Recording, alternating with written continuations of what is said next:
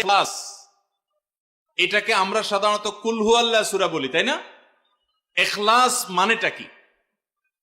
আমরা যেহেতু এই সূরাগুলো নামাজের মধ্যে সবচেয়ে বেশি পাঠ করি, ঠিক না বেঠিক? এই সূরাগুলো অর্থাৎ শেষের দিককার সূরাগুলো আমরা যেহেতু বেশি নামাজের মধ্যে পাঠ করি, এই সূরাগুলোর অর্থ যদি আমি জানি, ব্যাখ্যা যদি আমি জানি, তাহলে নামাজের মধ্যে মনোযোগ ধরে রাখা সহজ হবে। কারণ আপনি মুখে কি পড়তেছেন আপনি নিজে অর্থ বুঝেন না, মন্ত্রের মতো পাঠ করতেছেন। যদিও না বুঝে পড়লেও আপনি সওয়াব পাবেন, কিন্তু না বুঝে পড়লে তো আর এই কোরআনে আল্লাহ কি বলেছে এটা আপনি জানতে পারবেন না, না জানলে সে অনুযায়ী আপনি আমলও করতে পারবেন না। এই জন্য আমাদেরকে বুঝতে হবে। এই জন্য সূরা ইখলাস সম্পর্কে আমরা জানি, ইখলাস এই সূরার নাম হলো সূরাতুল ইখলাস বা ইখলাসের সূরা। ইখলাস শব্দের একটা অর্থ হলো পিওর করা, খাঁটি করা। তার মানে আমাদের ইবাদতটা শুধু আল্লাহর জন্য হবে, খাঁটি হবে, এখানে কোনো ভেজাল অন্য কারোর জন্য সেটা হবে না। আমাদের দোয়াগুলো সব শুধু আল্লাহর জন্য হবে, খাঁটি এবং ফ্রেশ ভাবে আল্লাহর জন্য নিবেদন করবো, সাথে আর কারোর সেখানে শরীক করব না। এই জন্য এই সূরার নাম ইখলাস, যে এই সূরার মধ্যে আল্লাহর ইবাদত, একত্ববাদ, তাওহীদ এটাকে খাঁটি করবার নির্দেশ দেওয়া হয়েছে। আল্লাহর কোনো শরীক নাই, এই জন্য এটাকে সূরা ইখলাস বলা হয়েছে, খাঁটি করার সূরা, ঈমানকে বিশুদ্ধ করা, তাওহীদকে ঠিক করার সূরা। একইভাবে ইখলাসের আরো বিভিন্ন অর্থ এবং বিভিন্ন ব্যাখ্যা আছে, আমরা শুধু এটুকু বলি। এরপর আসা যাক সূরা কুল হুয়াল্লাহ। কেন আল্লাহ তাআলা এই সূরাটা নাজিল করলেন? কোরআনে কারীমের বিভিন্ন সূরা, বিভিন্ন আয়াত নাজিলের প্রেক্ষাপট আছে, যেটাকে শানে নুজুল বলা হয়।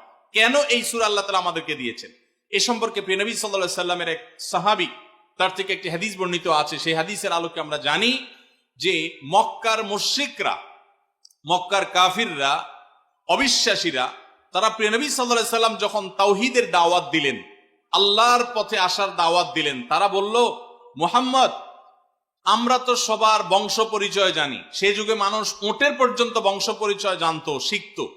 তো নবী সাল্লাল্লাহু আলাইহি সাল্লামকে তারা জিজ্ঞাসা করেছে, মুহাম্মদ, তোমার যে আল্লাহর কথা বলো, ঈমান আনার জন্য বলো, তোমার আল্লাহর বংশ পরিচয়টা একটু আমাদেরকে জানাও। মক্কার মুশরিকদের এরকম হাস্যকর দাবি শোনার পর প্রিয় নবী সাল্লাল্লাহু আলাইহি সাল্লামের প্রতি আল্লাহ তাআলা এই সূরা নাজিল করে তাদের এই প্রশ্নটা যে অবান্তর, আল্লাহ তাআলার যে কোনো বংশ পরিচয় নাই, আল্লাহর যে কোনো জন্মদাতা নাই, তিনি যে কোনো জন্মদাতার মুখাপেক্ষী নন, সে বিষয়টাকে আল্লাহ তাআলা বিশদভাবে এই সূরাতে বিবৃত করেছেন, বর্ণনা দিয়েছেন। এই জন্য ওই প্রেক্ষিতে এই সূরাটা নাজিল হয়েছে।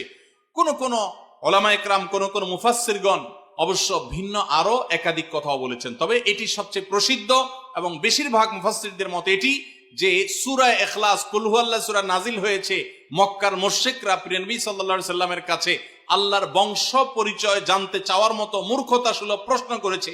সেই প্রশ্নের জবাবে এই সূরায় আল্লাহ রাব্বুল আলামিন বিস্তারিত বিবরণ দিয়েছেন। এবার আসুন আমরা এই সূরায় কি বলেছেন আল্লাহ রাব্বুল আলামিন সে বিষয়ে জানবো, এবং সেই সাথে এই সূরাটার বিশেষ ফজিলত আছে, সূরা ইখলাসের আবার স্পেশাল ফজিলত আছে কি, সেটা আমরা জানবো ইনশাআল্লাহ তাআলা। আমরা প্রথমে আসুন সূরার অর্থ আমরা জেনে নেই। কুল হুয়াল্লাহু আহাদ। আমার সাথে সাথে আপনারা বলেন, কুল হুয়াল্লাহু আহাদ, আল্লাহুস সামাদ, লাম ইয়ালিদ ওয়া লাম ইউলাদ ওয়া লাম ইয়াকুল লাহু কুফুয়ান আহাদ। কুল হুয়াল্লাহু আহাদের অর্থ হলো বলুন। কুল মানে বলুন।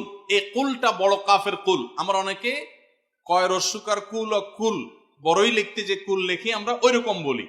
এই কাফটা ভেতর থেকে আসবে, কুল কুল কুল বললে তার অর্থ হবে বলো। আর যদি ছোট কাফের কুল, অর্থাৎ বাংলা করস্যকার কুল ও কুল লিখি যে আমরা ওরকম কুল যদি বলেন, আরবিতে তার অর্থ হলো খাও। একটা হলো বলো, আরেকটা হলো খাও। অর্থের মধ্যে বেশ কম আছে না নাই? অনেক বেশ কম, কোথায় খাওয়া আর কোথায় বলা। এই জন্য এই কফটাকে একটু শুদ্ধ করার চেষ্টা করতে হবে। কুল ভিতর থেকে, কুল কুল হুয়াল্লাহু আহাদ। এর অর্থ কি? কুল মানে বলুন।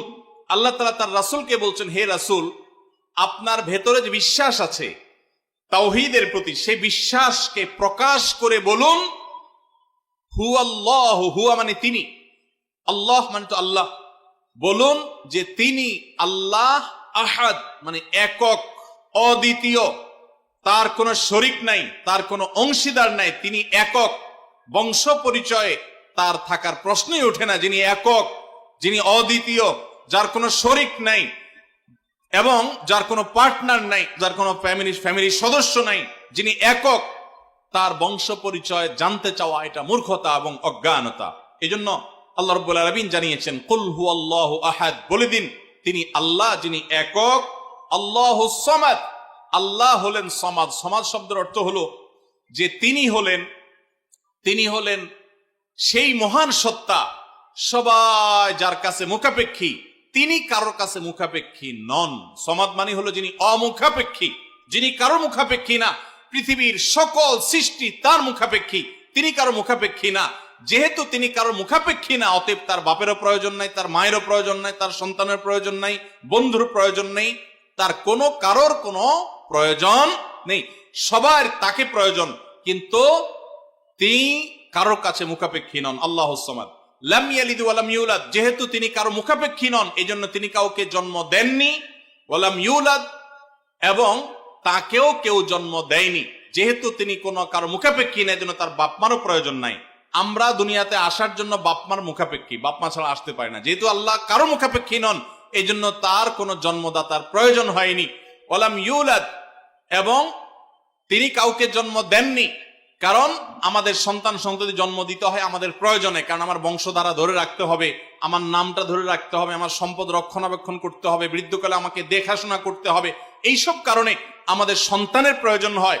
আল্লাহ তাআলা যেহেতু মুখাপেক্ষী নন কোনো কিছুর প্রতি, এই জন্য তার কাউকে জন্ম দিয়ে তার বংশটিকে রাখারও প্রয়োজন নাই, আবার তাকে কেউ জন্ম দেওয়ারও প্রয়োজন নাই।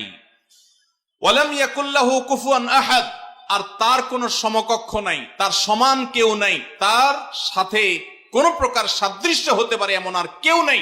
তিনি অদ্বিতীয়, তিনি একক। এই ছোট ছোট 4টি সূরায় আল্লাহ তাআলার 3টি গুণবাচক নাম আল্লাহ উল্লেখ করেছেন। আল্লাহর মূল নাম যেটা, সেটা উল্লেখ করেছেন আল্লাহ, তার জাতে পাকের নাম। আর এর পাশাপাশি আরো 2টি গুণবাচক নাম উল্লেখ করেছেন। এক হলো আহাদ, মানে একক, এটা আল্লাহর গুণবাচক নাম। আর একটা হলো সমাদ, এটাও আল্লাহর গুণবাচক নাম। এই নামগুলো আল্লাহ তাআলা উল্লেখ করেছেন। এই যে সূরাটা, সূরা ইখলাস আমরা জানলাম, এর অর্থ আমরা শুনলাম। এই সূরার ফজিলত কি? 3টা ফজিলত আপনারা শুনেন। 1 নম্বর, নবী করিম সাল্লাল্লাহু আলাইহি সাল্লাম বলেছেন, এই সূরা ইখলাস এটা হলো কোরআনে কারীমের 3 ভাগের 1 ভাগ। বলেন সুবহানাল্লাহ। সূরা ইখলাস বা কুল হুয়াল্লাহ সূরাটা হলো কোরআনে কারীমের কয় ভাগের 1 ভাগ? 3 ভাগের 1 ভাগ। 3 ভাগের 1 ভাগের মানে কি? এই সম্পর্কে কোন তাফসীরবিদগণ বলেছেন, এর মানে হলো গোটা কোরআনে আল্লাহ তাআলা মৌলিকভাবে 3টা বিষয়ের আলোচনা করেছেন। কয়টা বিষয়? এই পুরা কোরআন জুড়ে আল্লাহ তাআলা আলোচনা করেছেন কয়টা বিষয়ে? 3টা বিষয়। নাম্বার 1 তাওহীদ, একত্ববাদ, ঈমান সম্পর্কে।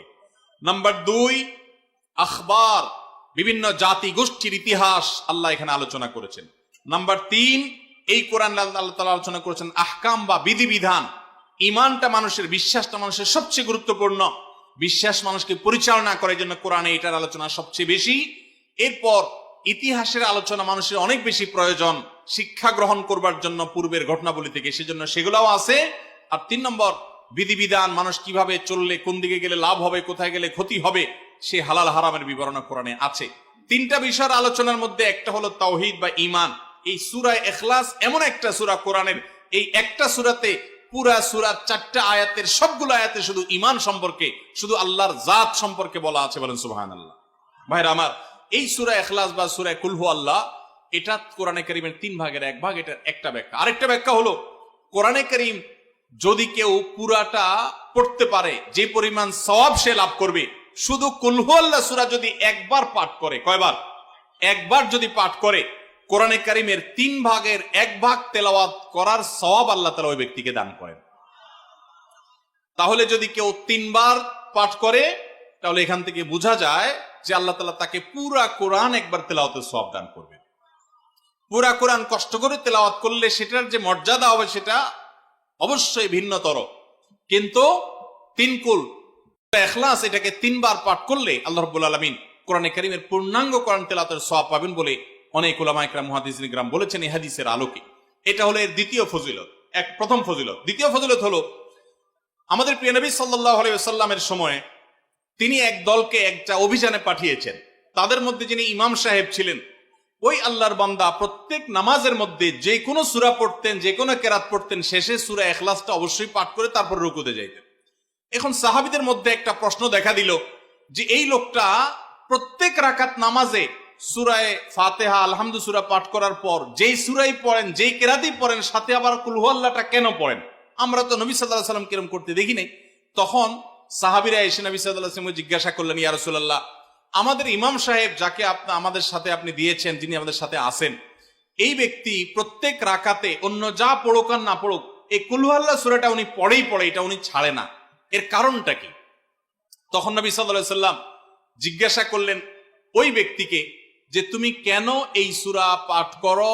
অবশ্যই অবধারিতভাবে সূরা ফাতিহা না প্রত্যেক রাকাতে ফিক্সড, অন্য কোন সূরা তো ফিক্সড না, তুমি অন্য যাই পড়ো সাথে প্রত্যেক রাকাতে কুল হুয়াল্লাহ দিয়ে শেষ করে তারপর রুকুতে যাও কেন? তখন সে সাহাবী বলেন, ইয়া রাসূলুল্লাহ, আমি কেন পড়ি?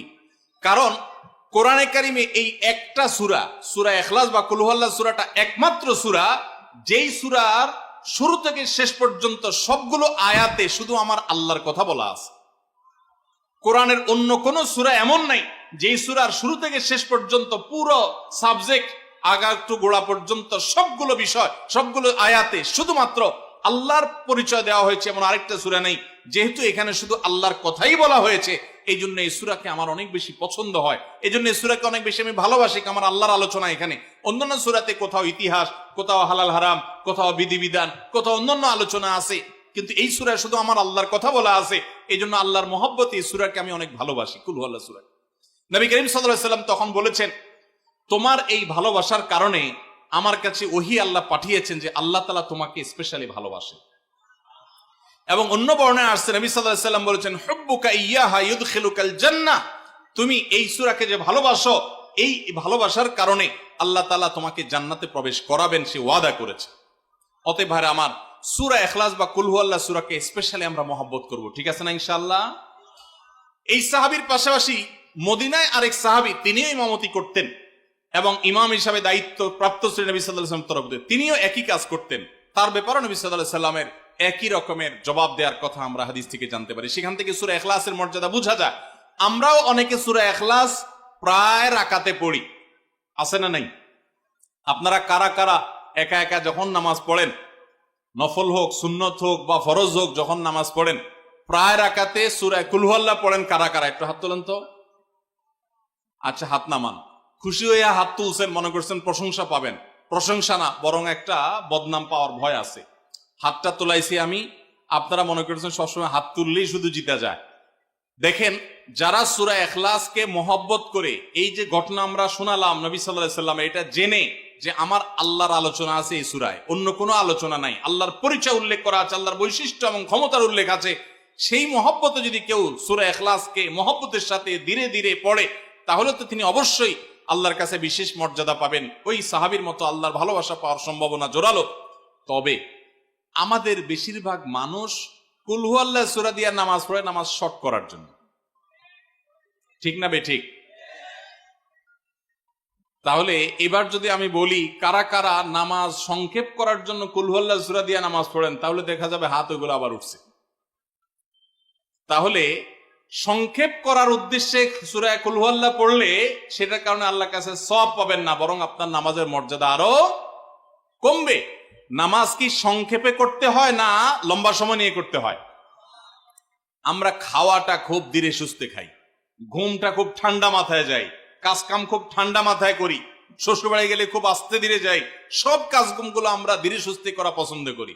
শুধু নামাজের বেলা আসলে, জিকির তসবির বেলা আসলে আমরা 4G 5G গতিতে, তুফান মেইলের গতিতে যত তাড়াতাড়ি সম্ভব করার চেষ্টা করি। সব জায়গায় গতি ভালো না, মোবাইলের নেট স্পিডের গতি ভালো বুঝলাম, কিন্তু তেলাওয়াত যে যত ধীরে ধীরে করবে, নামাজ যে যত আস্তে আস্তে পড়বে, আপনি মসজিদে লক্ষ্য রাখবেন, আপনার মসজিদে যেই লোকটার নামাজের সবচেয়ে বেশি সময় লাগায়, যেই লোকটার 2 রাকাত নামাজে সবচেয়ে বেশি সময় ব্যয় করে, আপনি নিশ্চিত ধরে নেবেন এই লোকটার নামাজি হিসাবে তত আল্লাহর কাছে প্রিয় এবং শ্রেষ্ঠ। অতএব সময় নিয়ে নামাজ পড়বো তো ইনশাআল্লাহ। আমাদের অনেকেরই তাড়াহুড়া করে নামাজ পড়ার স্বভাব আছে ভাইরা, ভালো না এটা। যাই হোক, তো সূরা ইখলাস আমরা এটাকে সংক্ষেপ করার জন্য পড়বো না, মহব্বত করার জন্য পড়বো আজ থেকে, ঠিক আছে তো ইনশাআল্লাহ? কুল হুয়াল্লাহ সূরার আরেকটি ফজিলত বলে আমি শেষ করতে চাই, সেটি হলো যে নবী করিম সাল্লাল্লাহু আলাইহি সাল্লামের একটা হাদিস আছে যে কেউ যদি 10 বার সূরা ইখলাস বা কুল হুয়াল্লাহ সূরা পাঠ করে, কয়বার? 10 বার, রাতে দিনে যে কোনো সময় 10 বার যদি কেউ কুল হুয়াল্লাহ সূরা পাঠ করে, আল্লাহ নবী সাল্লাল্লাহু আলাইহি সাল্লামের হাদিসে ওয়াদা রয়েছে, আল্লাহ তাআলা ওই ব্যক্তির জন্য জান্নাতে একটা বিশাল প্রাসাদ নির্মাণ করবেন। দুনিয়ার কোনো প্রাসাদ না ভাই, পামজমারার প্রাসাদ না ভাই, এটা কোনো দুবাই বা পৃথিবীর কোনো গুরুত্বপূর্ণ জায়গার লোভনীয় কোনো আকর্ষণীয় কোনো জায়গার প্রাসাদ না ভাই, জান্নাতের প্রাসাদ। দুনিয়ার প্রাসাদ রেখে চলে যেতে হবে, জান্নাতের প্রাসাদ যে একবার পেয়ে যাবে অনন্ত অসীমকাল পর্যন্ত আর তার সেখান থেকে বের হতে হবে না, তার থেকে ছুটবে না। আল্লাহ আমাদের সবাইকে ফজিলত অর্জন করার তৌফিক দান করুন, আমিন। তাহলে সূরা ইখলাস 10 বার মাঝে মধ্যে পড়তে যদি আমরা চেষ্টা করি, পুরা সূরাটা একবার পড়তে 1 মিনিট সময় কিন্তু লাগে না। কুল হুয়াল্লাহু আহাদ আল্লাহুস সামাদ লাম ইয়ালিদ ওয়া লাম ইউলাদ ওয়া লাম ইয়াকুল লাহু কুফুয়ান আহাদ। কয় সেকেন্ড সময় লাগছে? 20 সেকেন্ড, 25 সেকেন্ড। আপনি চাইলে 1 মিনিটে 3 বার কুল হুয়াল্লাহ সূরা পড়তে পারেন, তার মানে 1 মিনিটে পুরো কোরআন খতম দেওয়ার সওয়াব আপনি লাভ করতে পারেন। তাহলে অবসর সময়গুলোতে আমরা মুখস্থ তো সবারই আছে, পড়ার চেষ্টা করব না ইনশাআল্লাহ। আল্লাহ আমাদের সবাইকে তৌফিক দান করুন। এবং পড়ার পাশাপাশি এই সূরাতে আল্লাহর একত্ববাদের কথা বলা আছে, মূল বিষয়টা সেটা, শুধু সওয়াব আহরণ করাই উদ্দেশ্য না, বরং এখান থেকে আল্লাহর একত্ববাদের শিক্ষা নিতে হবে। আল্লাহ একক, কুল হুয়াল্লাহু আহাদ, হে রাসূল বলে দিন তিনি আল্লাহ, তিনি একক, তার কোনো অংশীদার নাই, তার কোনো পার্টনার নাই, তিনি কারোর প্রয়োজন তার হয় না। আল্লাহুস সামাদ, তিনি কারোর মুখাপেক্ষী না, বরং সবাই তার মুখাপেক্ষী। লাম ইয়ালিদ ওয়া লাম ইউলাদ, তাকে কেউ তিনি কাউকে জন্ম দেননি আর তাকেও কেউ জন্ম দেয়নি। ওয়া লাম ইয়াকুল লাহু কুফুয়ান আহাদ, তার কোনো সমকক্ষ নাই। ভাইরা আমার, আমাদের সমাজে এক শ্রেণীর নাস্তিক আছে, বরং সকল নাস্তিক ইসলাম এবং মুসলমানদের প্রতি বিদ্বেষ লালন করে, তাদের বড় অংশ। এই নাস্তিকদের একটা কমন প্রশ্ন হলো, তারা বলে আল্লাহ যদি আমাদের সবার সৃষ্টিকর্তা হয় তো আল্লাহর সৃষ্টিকর্তা কে? নাউজুবিল্লাহ। এরকম একটা প্রশ্ন নাস্তিকরা করে। নবী সাল্লাল্লাহু আলাইহি সাল্লামকে কোন কোন মুফাসসিরদের মতে এই প্রশ্নটাই করেছিল ইহুদিরা। কারা প্রশ্ন করেছিল? ইহুদিরা। সেই জবাবে আল্লাহ তাআলা এই আয়াত নাজিল করেছেন এবং জানিয়েছেন যে আল্লাহ তিনি কারোর জন্ম দেওয়ার মুখাপেক্ষী নন, তাকে কেউ জন্ম দেয়নি, তিনি কারোর মুখাপেক্ষী নন। এখন প্রশ্ন হতে পারে, আচ্ছা আল্লাহ তাআলা তিনি আমাদের সৃষ্টি করলেন বুঝলাম, তাহলে আল্লাহকে কে সৃষ্টি করলো, যেটা নাস্তিকরা করেছে? এই প্রশ্নটা একটা অমূলক প্রশ্ন এবং ভুল প্রশ্ন। এই প্রশ্নটা একটা ভুল প্রশ্ন। কিভাবে ভুল প্রশ্ন? আল্লাহ তাআলা কি সৃষ্টি না স্রষ্টা? সবাই উত্তর দেন। আল্লাহ কি সৃষ্টি নাকি সৃষ্টিকর্তা? আল্লাহ যদি সৃষ্টিকর্তা হন, স্রষ্টা হন, তাহলে তার আবার যদি সৃষ্টিকর্তা খোঁজেন, সৃষ্টিকর্তার জন্য যদি আবার সৃষ্টিকর্তা খোঁজেন, তাহলে তিনি তো আর সৃষ্টিকর্তা হলেন না, তাহলে তিনি সৃষ্টি হয়ে গেলেন। কথা বুঝেন নাই? যার স্রষ্টা থাকে তাকে সৃষ্টি বলে। আমার একজন স্রষ্টা, এক সত্তা আছে, স্রষ্টা, যিনি আমাকে সৃষ্টি করেছেন, আপনাকে সৃষ্টি করেছেন, তাহলে আমরা হলাম সৃষ্টি। যাকে কেউ সৃষ্টি করে তিনি হলেন সৃষ্টি। আমাদের আল্লাহর যদি আরেকজন স্রষ্টা আপনি খোঁজেন, তার মানে আপনি আল্লাহকে সৃষ্টি মনে করতেছেন। আসলে আল্লাহ তো সৃষ্টি না, তিনি হলেন কে? স্রষ্টা। স্রষ্টার আর কোন সৃষ্টিকর্তার প্রয়োজন। যদি বলেন যে আল্লাহরও আবার সৃষ্টিকর্তা লাগবে, তখন তো প্রশ্ন আসবে সেই সৃষ্টিকর্তার আবার সৃষ্টিকর্তাকে। এইভাবে তো অনন্ত অসীমকাল পর্যন্ত যেতে থাকবে, এটা তো হতে পারে না। এই জন্য পৃথিবীর সব কিছু, সৃষ্টি জগতের সব কিছু কোনো কারণ ছাড়া হয় না। এক মহান সত্তা আল্লাহ রাব্বুল আলামিন, তিনি এমন এক সত্তা যে তিনি নিজে সবকিছু সৃষ্টিকর্তা, তাকে কেউ সৃষ্টি করেন নাই। তার আগে চিন্তা করে যদি আপনি হয়রান হন, তো আল্লাহর কাছে পানা চাইবেন, বরং এই চিন্তা না করে আপনি আল্লাহর প্রতি ঈমান আনবেন, শয়তান থেকে পানা চাইবেন। এই যে 3 কুল, এই 3 কুলের আমল এত গুরুত্বপূর্ণ যে আপনাকে শয়তান যখন মনের ভিতর আল্লাহর অস্তিত্ব নিয়ে বাজে চিন্তা করায়, আমাদের কাছে যেসব প্রশ্ন আসে আজকাল, শত শত প্রশ্ন আসে যে হুজুর হঠাৎ করে মনের মধ্যে আল্লাহ সম্পর্কে বাজে চিন্তা আসে, খারাপ চিন্তা আসে, খারাপ কথা মনের মধ্যে আসে, এটা শয়তান করায়। এটা যখন মনের মধ্যে আসবে, সাথে সাথে আউযু বিল্লাহি মিনাশ শাইতানির রাজিম পড়বেন, এই সূরা ইখলাস, ফালাক, নাস পড়বেন এবং বাম দিকে প্রতীকী থুতু শুয়ের আগায় যে পরিমাণ থাকে এরকম থুতু বাম দিকে যদি নিক্ষেপ করেন এবং আউযু বিল্লাহ পাঠ করেন, আল্লাহ তাআলা শয়তান থেকে পানাহ দান করবেন। এবং মনে রাখবেন, মুসলমানের মনের ভিতরে আল্লাহ সম্পর্কে বাজে চিন্তা আসলে বুঝতে হবে যে ইবলিস হাজির হয়ে গেছে। কে হাজির হয়েছে? ইবলিস আমার মনের ভিতরে কুচিন্তা ঢুকাচ্ছে, এটা মনে হওয়ার সাথে সাথে আমি আরো জোরসে বলবো কুল হুয়াল্লাহু আহাদ আল্লাহুস সামাদ লাম ইয়ালিদ ওয়া লাম ইউলাদ ওয়া লাম ইয়াকুল লাহু কুফুয়ান আহাদ। আল্লাহ আমাদের সবার ঈমানকে হেফাজত করার তৌফিক দান করুন। ভাইরা আমার, তারে আমরা সূরা ইখলাস সম্পর্কে জানলাম, এই সূরার ফজিলত এবং মর্যাদা সম্পর্কে জানলাম, কখন পাঠ করতে হয় সেটাও জানলাম, এর অর্থও জানলাম। বেশি বেশি করে অর্থ বুঝে বুঝে প্রত্যেকটা আয়াতের অর্থ মনে করে করে নামাজে পড়বেন, সকাল সন্ধ্যা পড়বেন। কুল, হে রাসূল বলুন, হুয়াল্লাহু, তিনি আল্লাহ আহাদ, একক, আল্লাহুস সামাদ, তিনি কারো মুখাপেক্ষী না, সবাই তার মুখাপেক্ষী, তার কোনো স্রষ্টার প্রয়োজন নাই, সবার স্রষ্টা তিনি। লাম ইয়ালিদ ওয়া লাম ইউলাদ, তিনি কাউকে জন্ম